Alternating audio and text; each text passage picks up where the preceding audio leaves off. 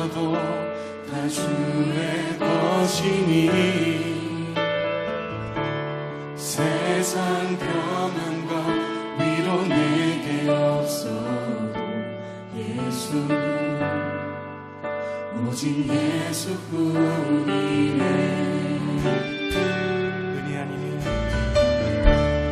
은혜 아니면 살아갈 수가 없네. 모험마저도 다 주의 것이니 세상 평안과 위로 내게 없어 예수 오직 예수뿐이네.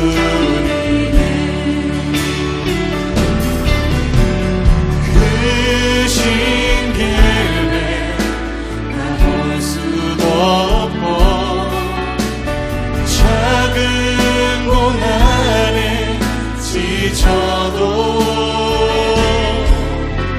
주께 묻기 나의 모든 삶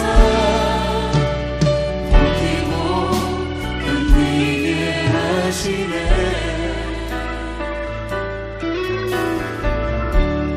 은혜 아니면 살아갈 수가 없니. 나의 모든 것 다 주께 맡기니 참된 평안과 위로 내게 주신 주 예수 오직 예수뿐이네.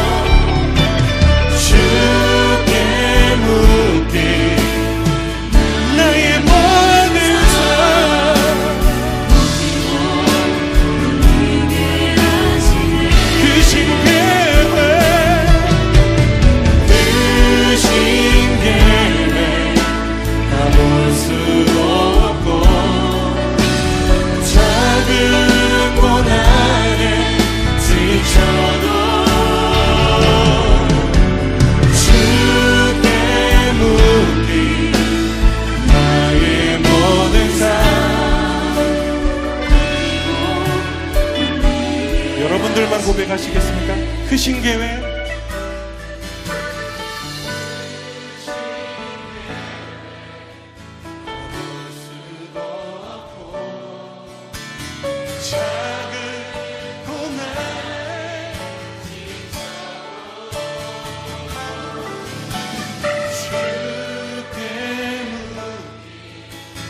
나의 모든 삶 견디게 하시네. 은혜 아니면 살아갈 수가 없네.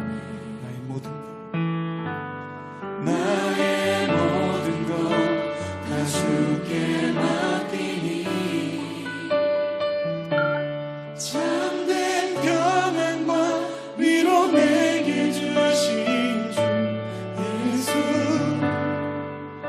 오직 예수뿐이네. 예수 오직 예수뿐이네.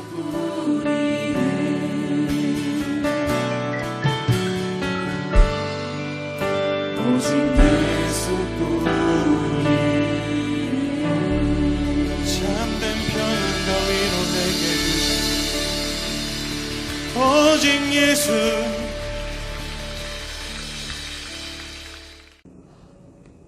할렐루야, 2월 첫 주일 아침입니다. 살아계신 하나님 앞에 신령과 진정으로 예배 드리겠습니다. 기도하겠습니다. 여호와께 감사하라. 그는 선하시며 그 인자심이 영원함이로다.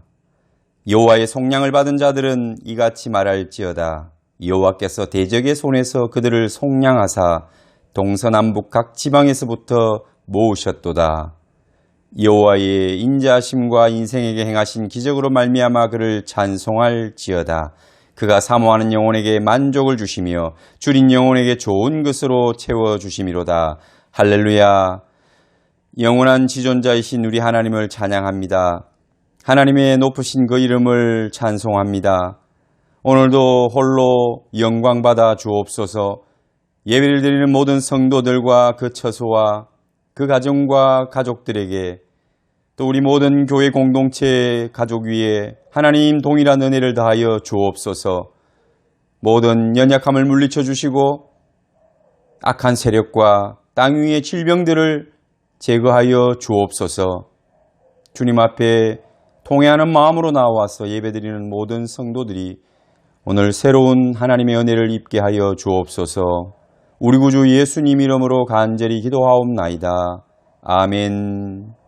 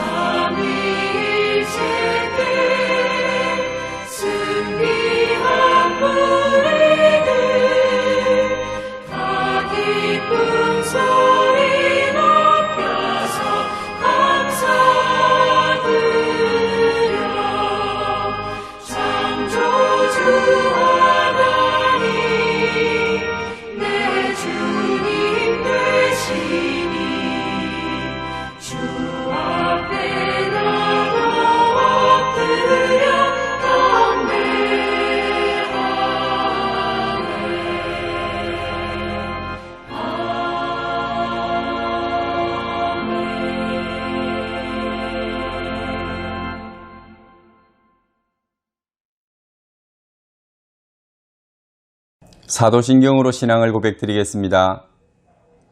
나는 전능하신 아버지 하나님 천지의 창조주를 믿습니다.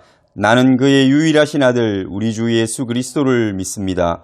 그는 성령으로 잉태되어 동정녀 마리아에게서 나시고 본디오 빌라도에게 고난을 받아 십자가에 못 박혀 죽으시고 장사된 지 사흘 만에 죽은 자 가운데서 다시 살아나셨으며 하늘에 오르시어 전능하신 아버지 하나님 우편에 앉아 계시다가 거기로부터 살아있는 자와 죽은 자를 심판하러 오십니다. 나는 성령을 믿으며 거룩한 공교회와 성도의 교제와 죄를 용서받는 것과 몸의 부활과 영생을 믿습니다. 아멘. 하나님 말씀 봉독하겠습니다. 요엘서 2장 21절에서 32절 말씀입니다. 요엘서 2장 21절 땅이여 두려워하지 말고 기뻐하며 즐거워할지어다. 여호와께서 큰 일을 행하셨음이로다. 들짐승들아 두려워하지 말지어다. 들의 풀이 싹이 나며 나무가 열매를 맺으며 무화과 나무와 포도나무가 다 힘을 내는도다. 시온의 자녀들아 너희는 너희 하나님 여호와로 말미암아 기뻐하며 즐거워할지어다. 그가 너희를 위하여 비를 내리시되 이른 비를 너희에게 적당하게 주시리니 이른 비와 늦은 비가 예전과 같을 것이라. 마당에는 밀이 가득하고 독에는 새 포도주와 기름이 넘치리로다.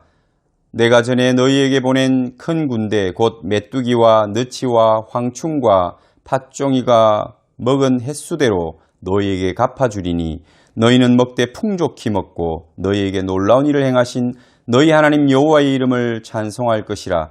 내 백성이 영원히 수치를 당하지 아니하리로다. 그런즉 내가 이스라엘 가운데 있어 너희 하나님 여호와가 되고 다른 이가 없는 줄을 너희가 알 것이라. 내 백성이 영원히 수치를 당하지 아니하리로다. 그 후에 내가 내 영을 만민에게 부어주리니 너희 자녀들이 장래일을 말할 것이며 너희 늙은이는 꿈을 꾸며 너희 젊은이는 이상을 볼 것이며 그때 내가 또 내 영을 남종과 여종에게 부어줄 것이며 내가 이적을 하늘과 땅에 베풀리니 곧 피와 불과 연기 기둥이라. 여호와의 크고 두려운 날이 이르기 전에 해가 어두워지고 달이 핏빛같이 변하려니와 누구든지 여호와의 이름을 부르는 자는 구원을 얻으리니 이는 나 여호와의 말대로 시온산과 예루살렘에서 피할 자가 있을 것이며 남은 자 중에 나 여호와의 부름을 받을 자가 있을 것임이니라. 아멘. 오늘은 요엘서 2장을 통해서 내 영을 만민에게 부어주리라는 제목으로 말씀의 은혜 나누기를 원합니다.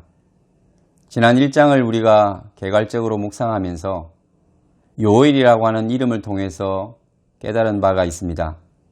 그것은 그 당시에 요엘이라는 이름을 지어 주었던 요엘의 부모님의 신앙이, 믿음의 사람들의 신앙이 무엇을 고백하고 있는가, 또 하나는 그 당시 시대적인 상황이 어떠했는가, 이것을 우리가 발견할 수 있다고 했습니다. 요엘이라는 그 이름의 뜻이 무엇이었습니까? 네, 여호와는 하나님이시다. 여호와는 참 하나님이시다. 여호와만이 하나님이시다. 이런 의미 있죠.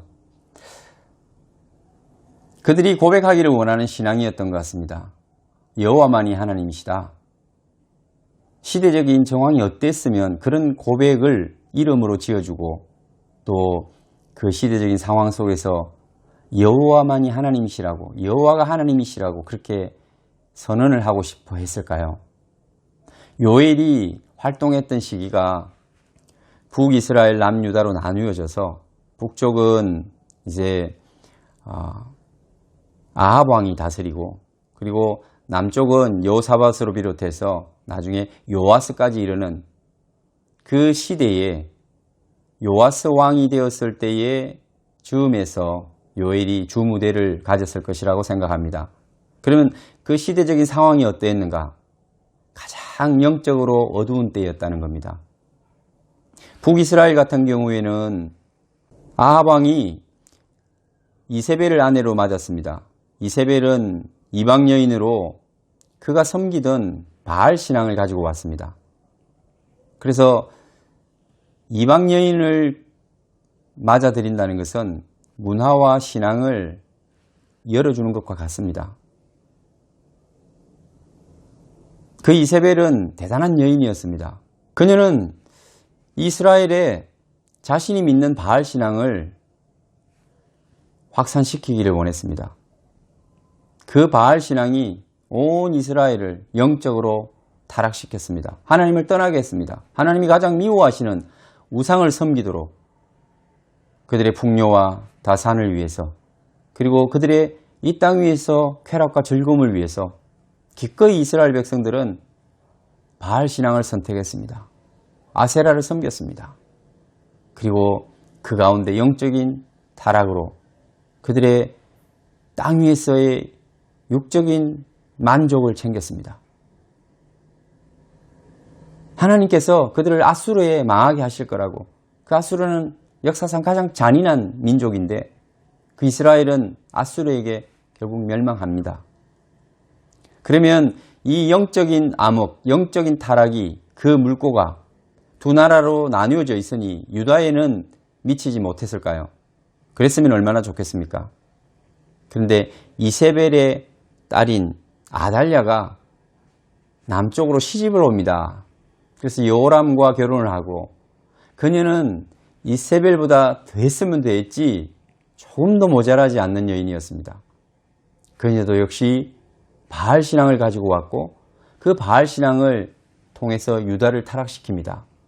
얼마나 잔인한지 자신의 손주들을 다 죽이고 자기가 섭정 여왕이 됩니다. 겨우 요아스가 살아남아 나중에 그 아달랴 다음에 왕이 되죠. 이런 역사적인 암울한 배경을 가지고 있는 이 시대에 요엘이 활동한 겁니다. 그래서 요엘의 이름처럼 여호와가 하나님이시다. 요엘서 1장을 통해서 하나님은 그 이스라엘 백성들에게 말씀하시기를 늙은 자들아 들으라, 귀를 기울이라, 그리고 울어라, 취하는 자들아 너희는 깨어 울어라. 그 영적인 어둠 속에서 깨어서 통곡하라는 것입니다. 왜냐하면 그들에게 미칠 여호와의 날이 다가오고 있기 때문에. 그 여호와의 날이 이르면 아무도 그것을 피할 수 없고 그 고통 속에서 면제받을 수 없기 때문에 너희는 그 날이 오기 전에 울라는 것입니다. 운다는 것은 회개하고 돌이키는 것입니다. 그 날이 오면, 이 당시는 그들이 1차 산업이 농업 중심이었잖아요. 그런데 이 농업을 통해서 그들이 먹고 살았는데 그 땅에 팥중이가 와서 먹고, 그 남긴 것을 메뚜기가 와서 먹고, 그 남긴 것을 느치가 와서 먹고, 그 남긴 것을 황충이 먹는 이 사중고가 파도처럼 밀려올 것이라는 거예요. 똑같은 메뚜기라고 하는 하나님의 심판의 개념을 가진 무엇인가가 밀려올 것이라는 거예요. 그리고 그들을 멸망시키되 싹도 없이 아무것도 남김없이 그렇게 멸망시킬 것을 예언하고 있습니다. 그러니 너희는 회개하고 돌이키라는 것입니다. 이스라엘 백성들이 해야 될 일은 바로 회개였습니다. 그래서 2장도 1절에서 오늘 우리가 읽었던 본문 이전까지는 회개에 대한 이야기, 돌아오라는 이야기를 합니다. 여호와의 날을 경고하고 너희는 여호와께로 돌아오라고 말합니다. 여호와의 날을 경고하는 그 메뚜기 떼는 바로 메뚜기 떼처럼 많은 군대를 이야기할 것입니다. 장차 오는 그 멸망의 날에 1절부터 보면 그 날이 점점 임박했고, 2절은 어둡고 캄캄한 날, 짙은 구름이 덮인 날, 강한 백성, 많은 강한 백성이 이르렀다. 이와 같은 것이 옛날에도 없었고 이후에도 대대에 없으리로다. 바벨론을 이야기하는 것입니다. 바벨론 군대의 특징은 여기에 지금 아주 세밀하게 표현되고 있습니다. 불이 그들의 앞을 사르며 불꽃이 그들의 뒤를 태우니 그들의 예전의 땅은 에덴 동산 같았으나 그들의 나중 땅은 황폐한 들 같으니 그것을 피할 자가 없다. 여호와의 날, 징계의 날, 진노의 날, 마지막 종말의 날이 오면 앞뒤로 여러분 불꽃이 그들을 사르고 태워서 에덴 동산 같은 그 땅이 황폐화되고 또 그 멸망의 고통을 피할 자가 없더라는 것입니다. 4절부터 보면 이 바벨론의 군대 이야기가 굉장히 세밀하게 나옵니다. 이렇게 표현되죠. 그의 모양은 말 같고 달리는 것은 기병 같으며 산꼭대기에서 뛰는 소리는 병거 소리 같고 불꽃이 금불을 사르는 소리와 같으며 강한 군사, 많은 군사가 줄을 벌이고 싸우는 것 같다. 그들이 높은 산으로부터 대오를 지어서 그리고 그들이 가지고 있는 그 병거, 말이 끄는 전차죠. 그것들이 막 확 달릴 때 일어나는 소리들이 건불을 태우는 것 같다는 거예요. 속이 비어있는 그러한 것들을 태울 때 보면 따닥따닥따닥따닥 소리 나잖아요. 그 안에 있는 것이 팍팍 터지기도 하고, 그 소리가 어마어마하잖아요. 그들이 마치 내려오는 소리가 말발굽 소리, 병거 굴러가는 소리, 기계가 부딪히는 소리, 이런 소리들이 어마어마하게 난다는 거예요. 강한 군사가 줄을 벌이고 싸우는 것 같다. 많은 군사를 이야기하는 거예요. 막 쫙 펼쳐진 대군, 그리고 그들이 쫙 질서정연하게 줄을 이어서 쫙 밀려오는 거예요. 오합지졸이 아닙니다. 우리가 이야기하는 당나라 군대 같은 그런 게 아닙니다. 중공군이 이전에 6.25 때 참전했던 것처럼 막 깽가리치고 그냥 인해전술로 밀고 오는 그런 게 아니라 아주 크고 강한 군대가 수도 엄청나게 많아서 거기다가 질서정연하고 무기도 현대화되어 있는 그런 군대라는 거예요.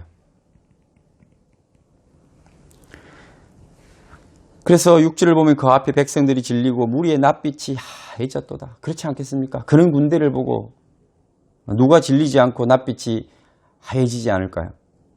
그들이 용사같이 달리며 무사같이 성을 오르며 용사처럼 두려움 없이 막 내달리는 거예요. 무사같이 성을 기어오르며 각기 자기 길로 나가되 그 주를 이탈하지 아니하며, 보세요. 아주 정예화된 군대라는 거예요. 정예화된 군대가 이렇죠. 막 달려갈 때 전진하면은 확 달려 화살이 날아오고 또 창이 날아오고 해도 앞에 사람이 쓰러지면 그 다음 사람이 채우고 촥촥촥촥 나가는 겁니다. 그런 군대를 보면 누가 질리지 않겠어요? 그러면서도 피차 부딪히지 않고 각기 자기의 길로 예비된 대로 작전을 따라서 쫙 움직이는 그 군대의 모습. 무기를 돌파하고 나아가나 상하지 아니하며, 상하지 않는다. 무기가 날아오겠죠. 뭐가 날아올 때 그걸 돌파하며 가다가 죽기도 합니다. 그런데 상하지 않은 것은 다치지 않는 게 아니라 그 자리를 이탈하지 않는다는 겁니다. 떠나지 않는다는 겁니다. 두려워하지 않고, 앞 사람이 죽으면 그 다음에 들어가고, 또 죽으면 그 다음 들어가고, 성을 올라가다가 떨어지면 또 올라가고, 정말 끝이 없이 아주 분명한 목적을 가지고 일사불란하게 두려워하지 않고 용맹스럽게 달려드는 그 군대를 이야기하는 거예요.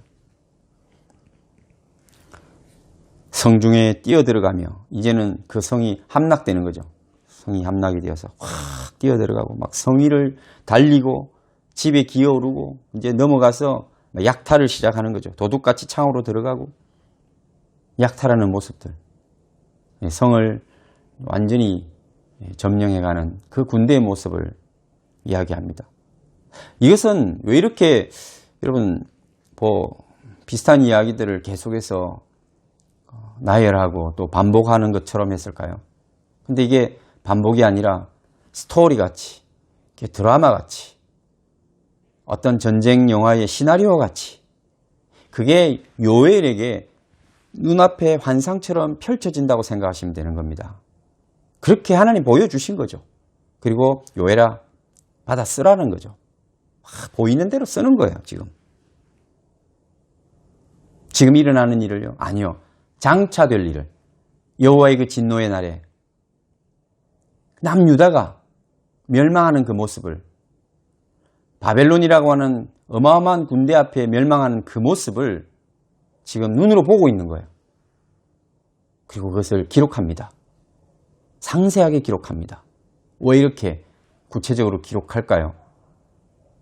예언의 말씀, 되어질 이야기를 하나님께서 보여주시기 때문에 하나님께서도 자세하게 쓰라는 거죠.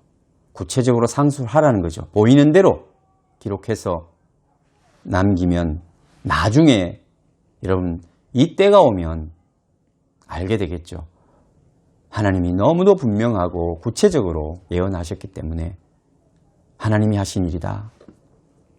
하나님이 예언하신 대로 이루어졌다. 그렇게 말할 수가 있는 것입니다. 그 앞에서 땅이 진동하고 하늘이 떨며 해와 달이 캄캄하며 별들이 빛을 거두었다. 여호와의 날이 크고 심히 두렵도다. 당할 자가 누구냐? 하나님이 정해놓으신 그 마지막 때를 막을 자가 없는 겁니다. 이스라엘의 멸망도 그렇고 이 인류의 역사의 마지막도 그렇습니다. 그래서 여호와께서 말씀하시기를 너희는 이제라도 금식하고 울며 애통하고 마음을 다하여 내게로 돌아오라. 지금이라도 금식하고 울며 그리고 애통하고 마음을 다하여 내게로 돌아오라. 회개하라고 돌이키라 말씀하시는 겁니다. 내게로 돌아오라고 말씀하십니다. 너희는 옷을 찢지 말고 마음을 찢고 너희 하나님 여호와께로 돌아올지어다. 옷을 찢는다는 것은 이스라엘 백성들이 항상 회개할 때 하나님 앞에 나아가서 겸손을 표할 때 옷을 찢습니다.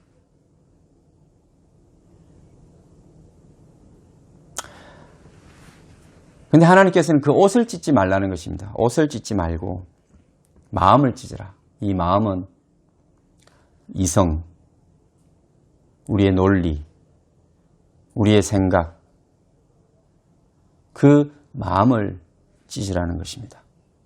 그것을 돌이키라는 거죠. 이성적으로 돌이키고 현실적으로 내가 가지고 있는 가치관이 돌아오고 내 지식에서 내 이성적으로 하나님 앞에 내가 결단하고 돌아오는 것. 그저 우리가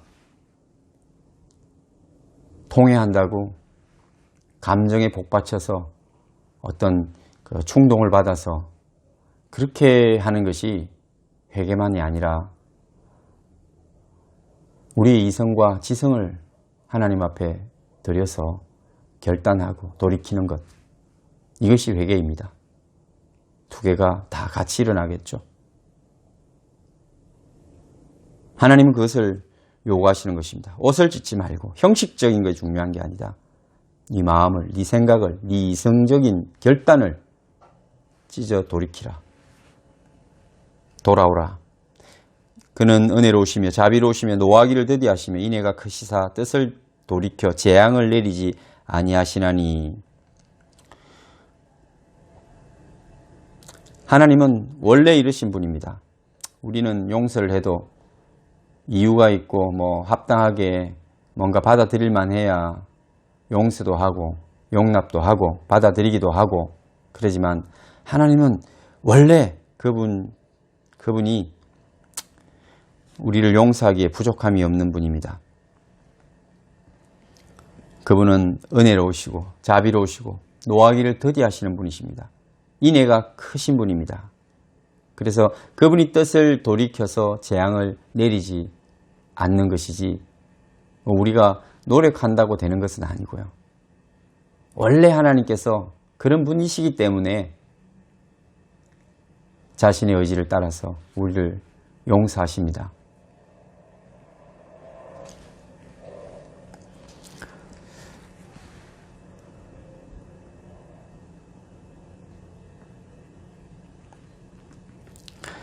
오늘 18절에 보면 회개하는 자에게 이제 하나님께서는 18절 이후에 이 말씀, 이 약속을 주시겠다고 하십니다.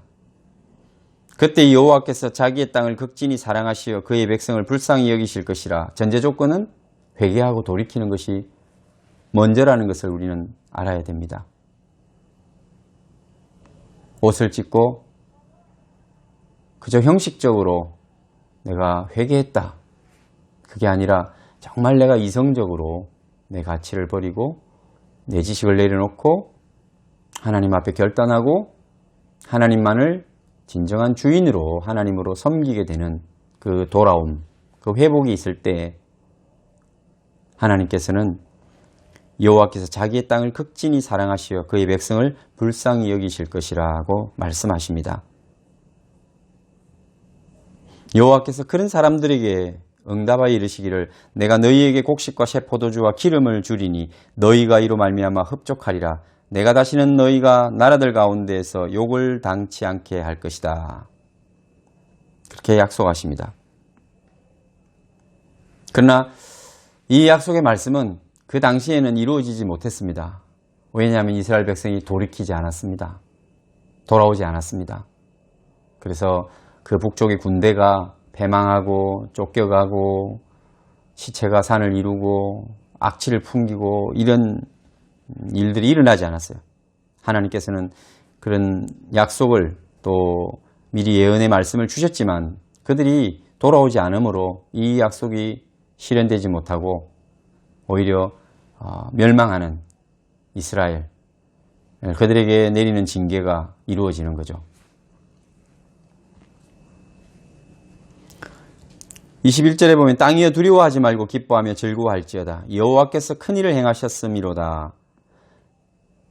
땅이여 두려워하지 말라. 기뻐하며 즐거워하라. 왜냐하면 우리 1장에 보면은 땅이 두려워합니다. 땅이 이스라엘 백성들의 죄로 말미암아서 모든 땅들은 자신의 땅에서 열매를 낼 수가 없기 때문에 땅이여 두려워하지 말고 기뻐하며 즐거워할지어다.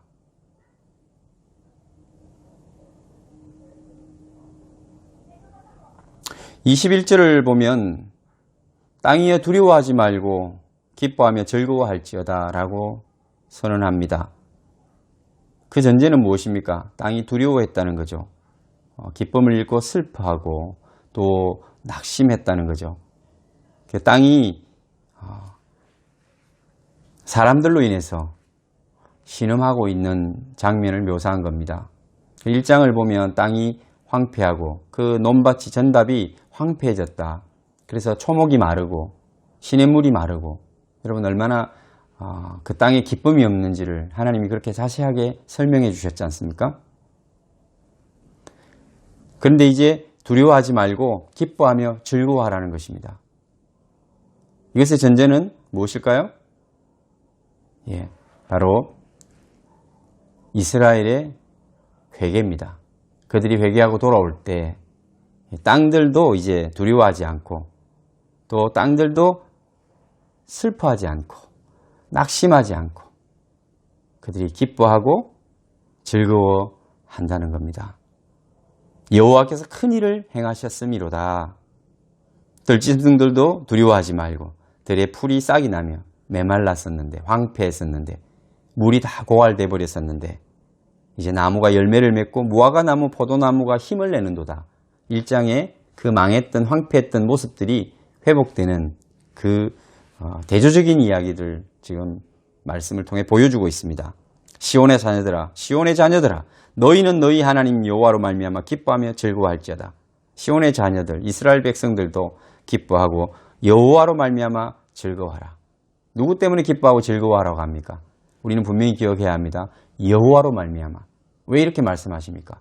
전에 그들은 여호와로 기쁨을 얻고자 한 것이 아니라 여호와로 인하여 즐거워한 것이 아니라 그들이 땅에서 누리고자 하는 그들이 소유하고자 하는 그들의 육신의 욕심을 따라서 그들이 갖고자 하는 것들을 갖기 위해서 우상을 숭배했죠.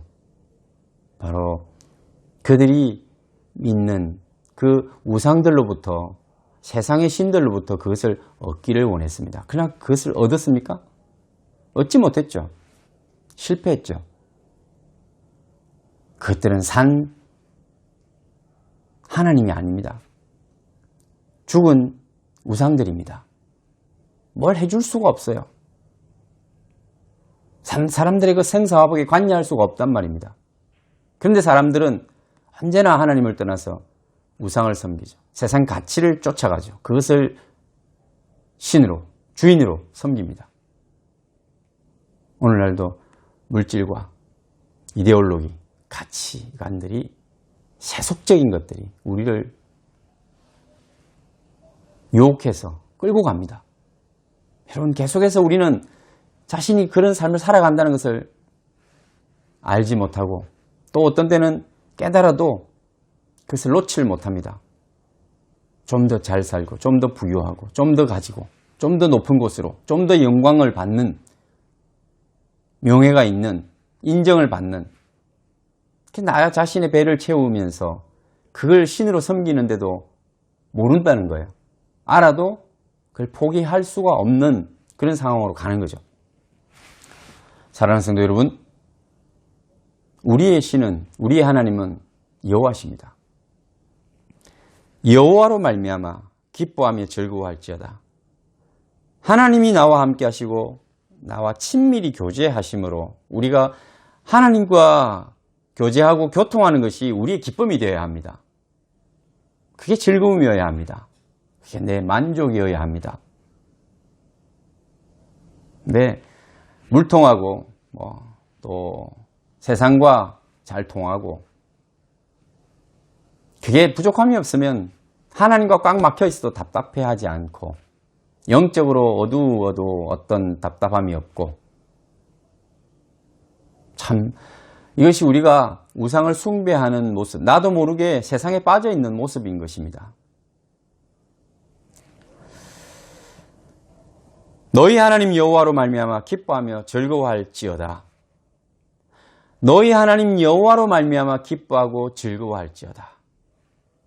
아멘. 그가 너희를 위하여 비를 내리시되, 그가 너희를 위하여 비를 내리시는 분입니다. 어떤 비를 내리십니까? 이런 비를 너희에게 적당하게, 이것은 아주 적절하게 때를 맞춰서 합당하게 그렇게 주신다는 것입니다. 이런 비는 10월, 11월에 오는 비요. 그때부터 씨를 뿌리고 파종을 하죠. 이 비는 씨앗이 잘 뿌리를 내리고 싹을 틔우게 하는 비입니다. 그리고 건기를 지나면서 지난번에 말씀드린 것처럼 우로를 내려서 또 그 모든 식물들을 키우시죠.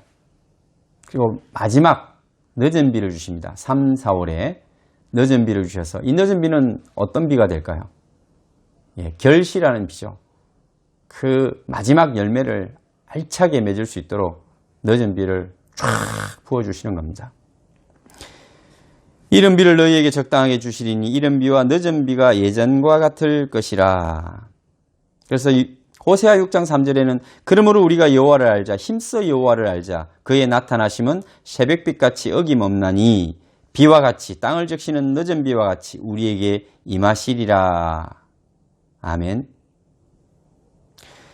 여호와 하나님, 우리의 참 하나님은 이른 비를 주시는데, 이 이른 비, 이르다라고 하는 히브리어는 모래입니다. 모래 상수리 나무 할 때 그 모래입니다.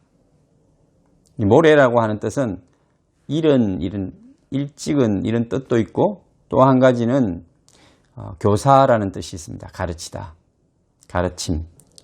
명사로는 교사, 동사로는 가르치다. 그래서 오늘 이른 비, 모래라고 할 때 이 비가 어떤 의미가 있느냐?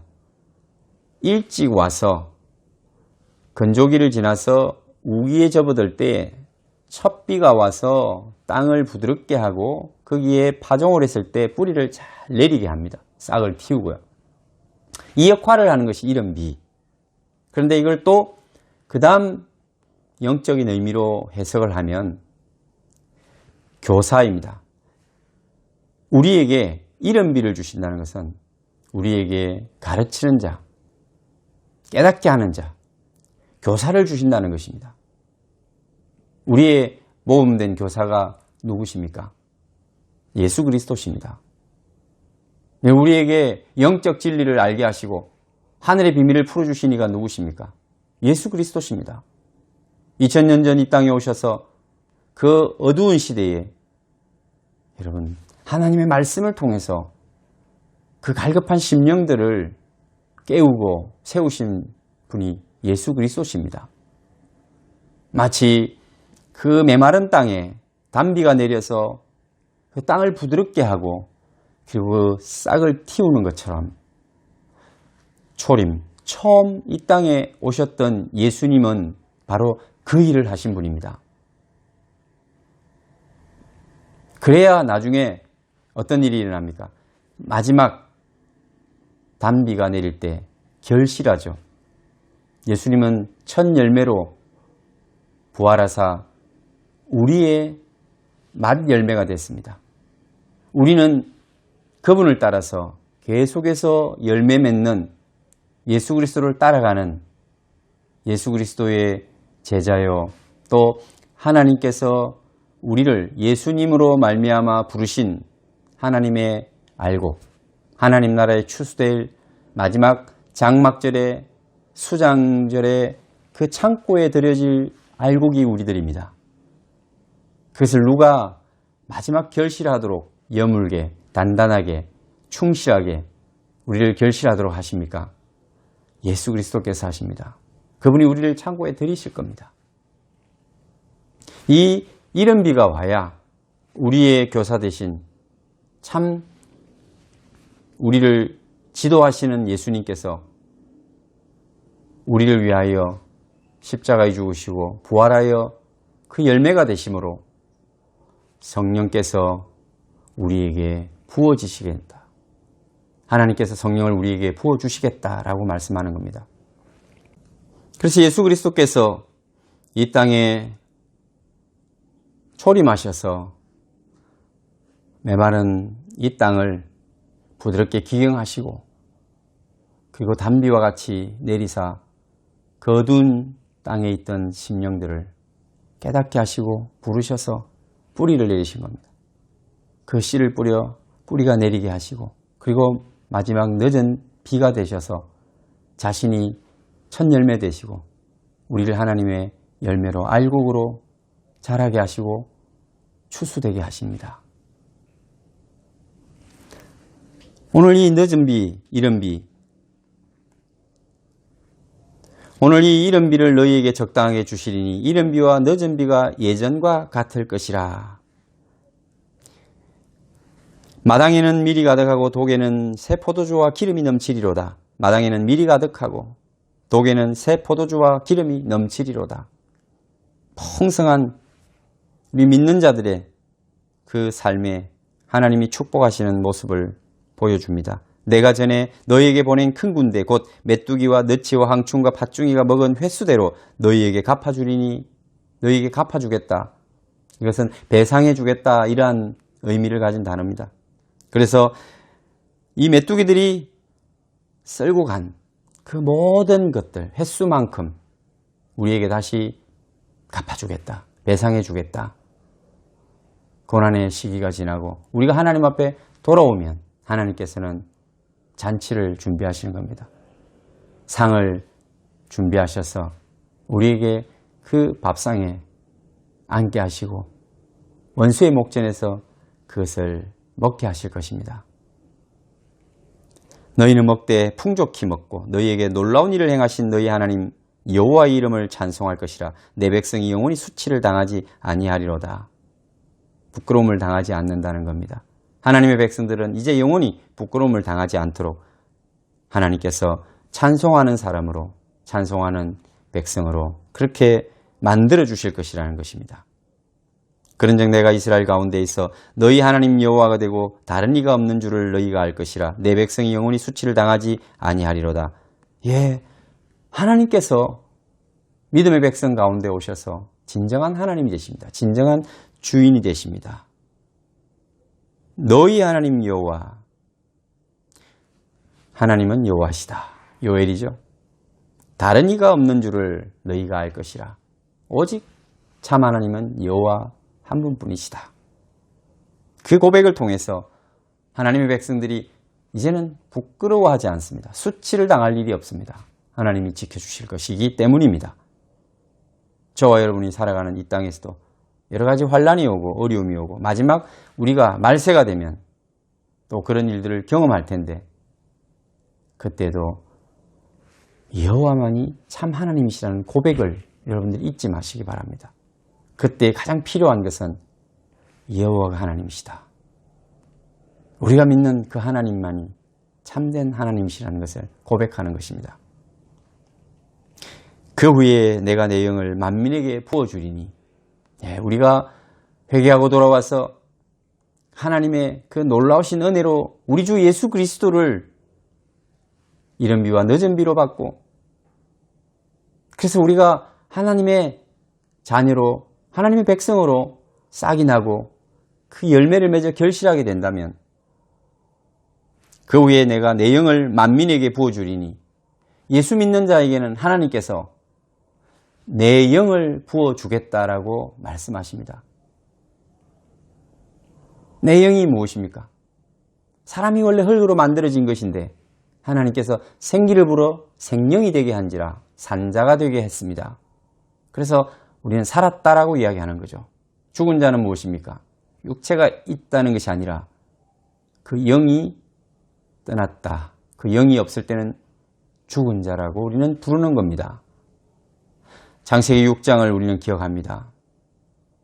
사람의 아들들이 하나님의 딸들의 아리따움을 보고 거기에 끌려서 그들과 결혼을 할 때 그래서 그들의 문화와 신앙이 혼잡하게 되고 거룩이라고 하는 분리라는 개념이 사라졌을 때 하나님은 단식하시고 자신의 영을 거두어 가셨습니다. 아니 그 영이 함께해야 산자인데 그 영을 거두어 가셨으니 그저 육체가 되었다라고 말씀하신 것입니다. 여러분 우리가 인생의 비밀, 사람의 비밀을 알아야 됩니다. 하나님의 아들은 바로 세세후손, 하나님의 이름을 부르고 예배하던 자들입니다. 그들은 이 땅의 아름다움이 아니라 멋들어짐이나 자기 영광을 구하면서 사는 사람들이 아니라 하나님의 영광을 구하고 하나님의 이름을 부르며 예배하던 자들이었다는 거죠. 그래서 하나님의 아들이라고 그렇게 칭함을 받은 겁니다. 그러면 사람의 딸들은 무엇입니까? 바로 가인의 후손입니다. 가인의 후손들은 어땠습니까? 그들은 아다와 실라와 같은 이름처럼 딸랑거리는 방울을 달고 긴 머리를 찰랑거리는 여인 이런 이름처럼 자기를 아름답게 꾸미고 자기를 과시하고 자기가 존중받고 인정받는 것을 좋아하는 세상에 속한 사람들이죠. 모든 문화를 일으키고 문명을 일으켰는데 그것이 다 자기 인류를 위한 것이었습니다. 악기를 타고 농사를 짓고 가구를 만들고 기구를 만들고 그래서 이 모든 문명들이 하나님께 영광이 되는 예배의 삶이 아니라 사람으로서 이 땅에서 인간이 주인이 되어서 어떻게 더 번영하고 누리며 살 것인가. 강한 자가 왕이 되고 강한 자가 인정받고 존중받는 양육강식 같은 그 정글의 법칙을 따라 사는 사람들 오늘날 없습니까? 오늘날도 여전히 있죠. 하나님을 떠난 사람들의 마음은 다 자기 중심이잖아요. 자기 배를 위해 살잖아요. 하나님의 백성들은 어떻게 살아야 합니까? 자기 아름다움이나 자기의 어떤 유익을 위해서 또 만족을 위해서 사는 것이 아니라 하나님께 영광이 되는 하나님의 예배자로서 살아가야 되는 것입니다. 오늘 이런 두 부류의 사람들이 섞일 때 우리가 우리의 정체성을 잃어버리고 우리의 가치를 잃어버리고 그것이 혼동되고 섞이고 오염될 때 우리는 결국 하나님 앞에서 영적으로 타락하고 하나님의 영이 떠난 존재가 되는 겁니다. 하나님의 영이 떠나면 몸만 남죠. 그래서 육체가 됨이라 그렇게 말씀하시는 겁니다. 그런데 그 이후로 이 모든 하나님의 사람들은 어떤 일을 할 때 하나님의 성령이 임할 때만 하나님의 일을 감당할 수 있었고 리더로서 역할을 했습니다. 하나님의 은혜를 입을 때는 성령이 감동되는 그 순간 부분적이었죠. 부분된 사람들. 그리고 그 인생에서도 부분적인 시간. 그런데 하나님이 뭐라고 말씀하십니까? 내가 내 영을 만민에게 부어주리니 너희가 예수 그리스도를 믿고 예수 그리스도를 영접하면 내가 만민에게 내 영을 부어주겠다. 만민이라고 하는 뜻은 육체라는 뜻입니다. 육체. 그래서 모든 육체들에게 내 영을 부어주겠다. 하나님을 믿는 자라면 이스라엘 백성들이든 이방인이든 그 육체만 가지고 있는 자들에게 하나님께서 하나님의 영을 다시 부어주겠다는 거예요. 창세기 6장에 거두어 가셨던 그 하나님이 간헐적으로 와서 역사했던 그 하나님의 영이 오늘 예수 그리스도를 믿는 자들에게는 모두에게 찾아와서 산영이 되게 하겠다. 이것이 하나님 아버지의 약속의 말씀입니다. 그러면 너희 자녀들이 장래 일을 말할 것이고 너희 늙은이는 꿈을 꾸며 너희 젊은이는 이상을 볼 것이다. 다 이게 비전이죠, 비전. 환상을 보는 거예요. 장래 일을 말하는 거나 꿈을 꾸는 거나 이게 뭐 꿈을 많이 꾸는 사람, 나는 꿈을 꾸지 않는데요. 그런 꿈이 아니기 때문에 이상을 보고 나는 뭐 이상이 있어, 나는 야망이 있어, 나는 꿈을 가지고 있어. 그런 꿈이 아니라 하나님이 보여주는 그것을 보는 것. 그래서 영어로 비전이라고 할 때 의미가 잘 이해가 됩니다. 하나님이 보여주시는 그 꿈을, 하나님의 꿈을 보는 것. 그걸 본다는 거예요. 하나님 꿈이 어디 있습니까? 여러분, 하나님 말씀 속에 있습니다. 하나님 말씀에 놓으셨어요. 처음부터 끝까지. 하나님 약속하셨고, 하나님은 예언하시고, 하나님은 우리에게 이상과 꿈과 비전을 주셨어요. 그것을 우리가 보게 된다는 것입니다. 볼 수 없었던 우리가 성령이 임하면 보게 된다는 거예요. 그때 내가 또 내 영을 남종과 여종에게 부어줄 것이며 내가 이적을 하늘과 땅에 베풀리니 곧 피와 불과 연기 기둥이라. 특별히 내 영을 남종과 여종에게 부어줄 것이며 여러분들이 영적으로 하나님 앞에 헌신되고 일하는 사람들은, 주의 종들은 영을, 성령을 충만히 받고 성령의 역사대로 일해야 합니다. 인간적인 생각과 또 어떤 계략과 또 그런 세상적인 가치를 가지고 하나님의 일을 하려고 하면 안 됩니다. 하나님은 그 일을 알지도 못할 뿐더러 그 사람도 알지 못한, 내가 정령들을 알지 못하겠노라고 말씀하실 겁니다. 성령으로 일해야 합니다. 성령으로. 하나님이 내게 주시는 그 감동이 있어야 됩니다. 그래서 우리가 하나님 앞에 늘 음성을 듣는다는 게 그 말씀을 읽고 또 설교를 들으면서 그 메시지를 받을 때 내게 주시는 하나님의 말씀이 있다는 거죠. 남에게 주는 게 아니라 나에게 주시는 메시지가 있죠. 그 음성이 날마다 우리에게 들려지면 우리는 하나님의 일을 할 수 있을 것입니다. 내가 이적을 하늘과 땅에 베풀리니 곧 피와 불과 연기 기둥이라. 그 성령이 임하면 우리가 구원받은 표시요. 그래서 하나님의 꿈을 보는 자가 될 것이고, 또 마지막 때 예수 그리스도가 이 땅에 오셔서 그 마지막 종말이 시작되고, 그렇죠. 이른 비와 늦은 비가 되셔서 이제 종말이 시작됐구나. 마지막 때가 시작된 거죠. 마지막 때가 끝날 때는 언젠가. 그 마지막은 하늘과 땅에 하나님이 사인을 베풀어 주십니다. 어떤 사인을 보거든 여러분들이 이제 이 종말의 마지막이 다가왔구나라고 믿으시면 됩니다. 피와 불과 연기 기둥. 피. 많은 사람들이 죽음을 당할 것이다.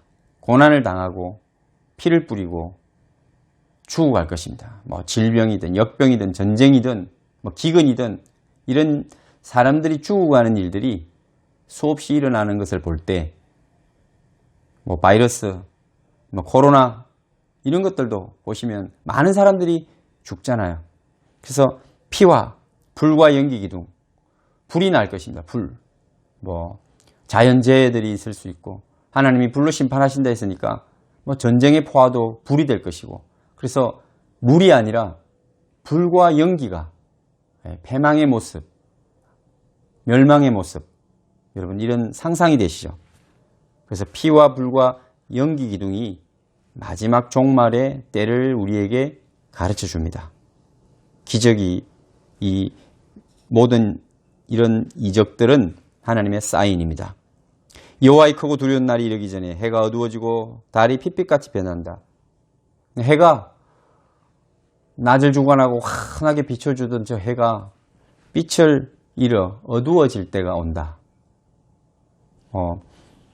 전기불이 나가듯이 에너지가 떨어져서가 아니라 하나님이 정해놓은 기한이 찼기 때문에 해가 빛을 잃을 때가 온다는 겁니다. 달이 그 사명을 끝내고 핏빛같이 변하려니와 둘 다 하나님 주신 낮을 주관하고 밤을 주관하는 그 사명이 끝이 났다는 거죠. 종말이 왔으니 이제 여기까지라는 거죠. 하나님의 나라에 가면 하나님의 영광의 빛이지 해와 달의 빛이 아니거든요. 그러므로 우리가 마지막 때를 알 수가 있습니다. 이런 상황들이 여러분 주변에 나타나면 이것은 종말의 끝이 다가왔구나라고 여러분들이 사인으로 받아들이시면 된다는 이야기예요. 그때에 누구든지 여호와의 이름을 부르는 자는 구원을 얻으리니 구약에는 여호와의 이름입니다. 신약은 주의 이름을 부르는 자는 구원을 얻으리라. 그 주는 예수 그리스도입니다. 예수의 이름의 뜻은 자기 백성을 저희 죄에서 구원할 자다. 그러므로 그 예수님의 이름 속에는 우리의 신앙 고백이 있죠. 주의 이름을 부른다는 것은 이 신앙 고백을 하는 겁니다. 예수는 그리스도시다. 이런 고백이죠. 여호와는 하나님이시다. 라는 고백과 같이 신약은 삼일체 하나님으로서 여호와의 이름을 사용하고 신약은 이 여호와의 이름이 주와 그리스도, 예수로 바뀐다는 것. 그래서 주의 이름을 부르는 자는 구원을 얻을 것입니다. 마지막 때에 구원을 위해서 우리가 할 일은 예수는 그리스도시다. 이 고백밖에 없습니다. 여러분을 구원할 자는 예수밖에 없습니다. 오직 예수, 그분이 우리의 구원자이십니다. 이는 나 여호와의 말대로 시온산과 예루살렘에서 피할 자가 있을 것이며 시온산 예루살렘에서 유대인들 택한 자들이 피할 자가 있을 것이고 남은 자 중에 나 여호와의 부름을 받을 자가 있을 것입니다. 렘넌트라고 여러분 이 남은 자, 그 특기가 있습니다. 그래서 이방인들 가운데에서도 남겨진 자들이 이제 여호와의 부름을 받을 자가 있을 것입니다. 오늘 저와 여러분들은 하나님 은혜 가운데 예수 그리스도를 알고 예수 그리스도를 믿고 예수 그리스도로 말미암아 구원받은 그 이른 비와 늦은 비로 인해서 우리는 하나님의 열매가 되고 알곡이 됐습니다. 그리고 성령을 받아 생명이 된 자, 산자가 됐습니다. 우리가 마지막 때가 이렇게 임할 때 왜 하나님은 우리에게 그 구원의 그 콜링을 하셨을까요? 이것이 오늘 여러분 마지막 우리 결단해야 될 부분이고 또 우리가 우리 삶에 적용할 때 하나님의 은혜를 더 풍성하게 누릴 수 있는 부분입니다.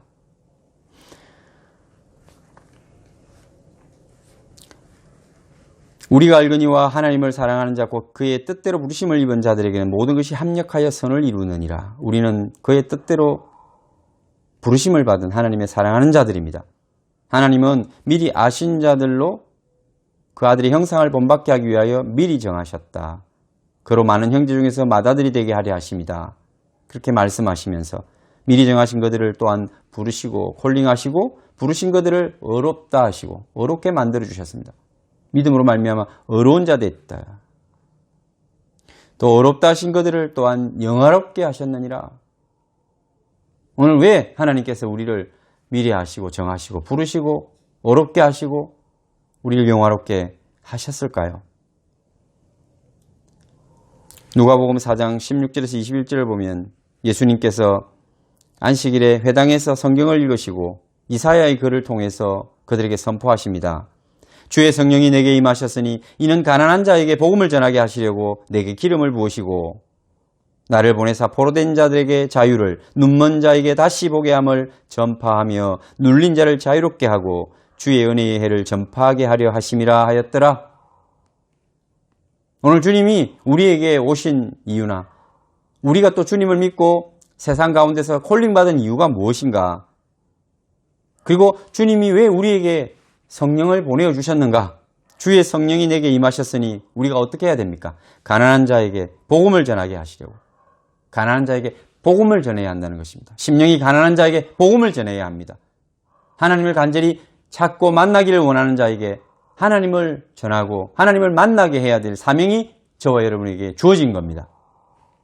내게 기름을 부으시고 나를 보내사 포로된 자들에게 자유를, 눈먼 자들에게 다시 보게 함을 전파하며 눌린 자를 자유롭게 하고, 저와 여러분들이 복음을 들고 나갈 때, 예수 그리스도의 이름을 그들에게 선포하며 갈 때 포로된 자가 자유함을, 눈먼 자가 다시 눈을 뜨고 보게 되는 역사가 일어납니다. 눌린 자가 자유를 얻습니다. 해방됩니다. 갇힌 자들이 해방됩니다. 주의 은혜의 해를 전파하게 하려 하심이라. 우리 주 예수 그리스도의 그 은혜를, 여호와 하나님의 그 은혜와 사랑을 세상 어둠 가운데 눌린 자들, 잡힌 자들, 갇힌 자들에게 여러분 선포하시고 그들을 자유롭게, 그들에게 빛을, 해방을 보게 함을, 자유를 선포해 주십시오. 이것이 저와 여러분이 부름을 받은 사명입니다. 성령께서 우리에게 오신 이유입니다. 마지막 때 내 영을 만민에게 부어주리니, 모든 육체에 부어주리니 이러한 꿈과 비전을 보게 되리라. 할렐루야. 이 꿈과 비전이 여러분에게도 보여주시고 여러분의 꿈과 비전 되기를 축원합니다. 기도하겠습니다. 하나님 감사합니다. 오늘도 우리에게 요엘서를 통해서 주신 말씀을 깨닫게 하여 주옵소서.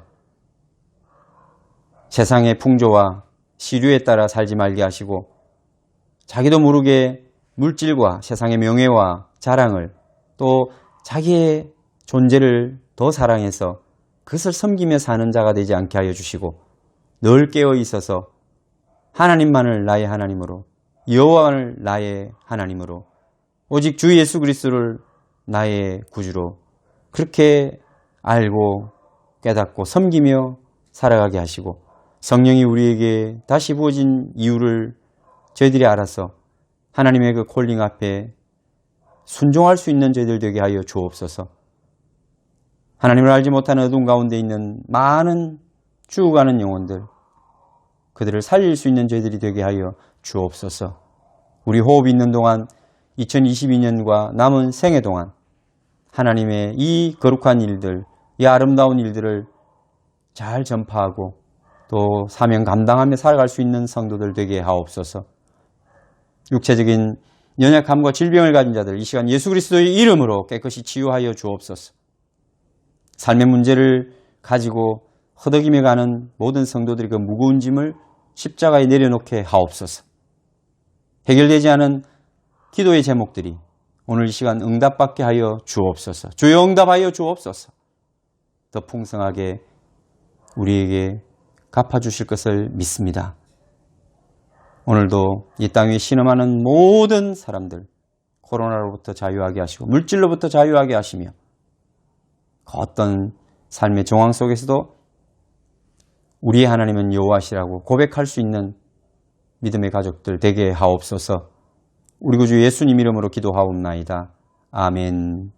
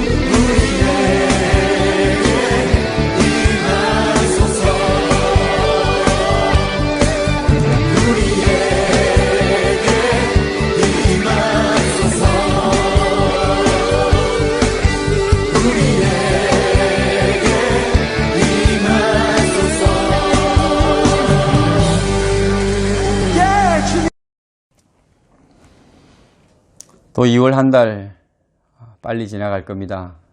설도 지나가고 또 새해를 한 번 더 맞았는데 여러분 결단들이 한 번 더 새로워지기를 원하고 주께서 내 지경을 넓히라, 내 장막터를 넓히라고 하신 말씀처럼 여러분 개인의 장막과 꿈의 지경이 넓어지기를 바랍니다. 그리고 우리 기도가 좀 더 크고 멀리 나아갈 수 있기를 바랍니다. 연약한 성도들을 위해서 기도해 주시고 그분들이 또 온전히 돌아올 수 있도록 하늘문이 빨리 열리도록 기도해 주시기 바랍니다. 축도하겠습니다. 이제는 우리를 위하여 피 흘려주신 예수 그리스도의 은혜와 아버지의 극진하신 사랑과 성령님의 위로하심과 교통하심이 오늘도 우리에게 영을 보내사 산영이 되게 하시고 사명을 다시 일깨워 일어나게 하시는 우리 하나님의 놀라우신 은혜가 우리 모든 성도들과 그들의 자녀와 그들의 생업의 현장 위에 지금부터 영원토록 함께 계실지어다. 아멘.